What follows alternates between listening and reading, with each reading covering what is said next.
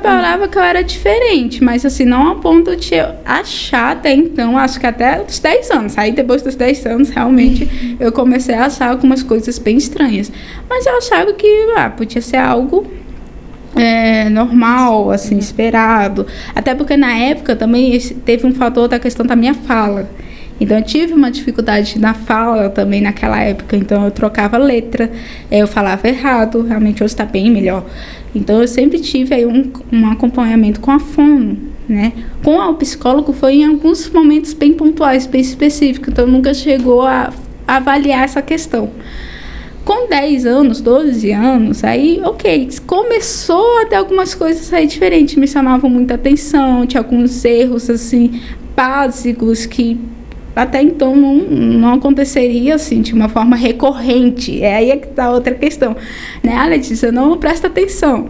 Tem um TDAH? Não, gente, né? Muitas vezes por causa do cansaço físico, por exemplo, cansaço mental, a gente pode ter uma baixa da questão da função atencional, né? Da parte psíquica. Mas o meu era muito recorrente. E eram erros simples. Era coisas assim que eu ficava, gente, como assim? Passou o ensino fundamental até então, minhas notas sem laudo até então, mas as minhas notas começaram a diminuir, mas assim, acho que até de forma sutil, por isso que a gente não ouve esse olhar direito, mas ainda assim já estava apresentando, então a minha nota começou a diminuir.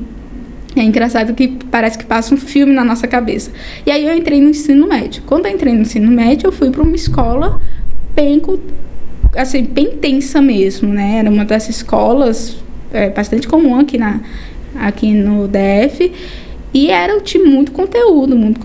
Era aula de segunda a sábado. Nossa, e aí veio as notas. Eu imagino qual é a escola. Então. E o primeiro semestre acabou, né? O primeiro semestre acabou. E com isso, o meu boletim escolar. Eita. Primeiro bimestre, escola nova, ensino médio. Acabou junto. Gente, quando veio o meu boletim escolar, foi difícil. Foi difícil porque, infelizmente, às vezes a gente acaba escutando coisas que a gente não queria. Mas é porque muitas vezes é por falta de conhecimento também. Então, eu acabei escutando que eu era preguiçosa, que eu só ficava na televisão. E isso acaba gerando uma insegurança, né? Eu acho que foi, talvez, o auge da minha baixa autoestima, talvez foi naquela época. E isso me trouxe alguns medos, inclusive. E aconteceu outras coisas, enfim, um pouco tempo depois, eu só tinha começado, inclusive, na fono, na mesma época. A fono, ela começou a desconfiar de algumas coisas. Nossa, então a fono foi seu braço direito para poder ajudar no diagnóstico. Foi muito importante naquela época. E aí ela conversou com a minha mãe, falou, vamos aceitar os exames, alguns exames. E aí foi quando veio o primeiro diagnóstico, que foi o TPAC.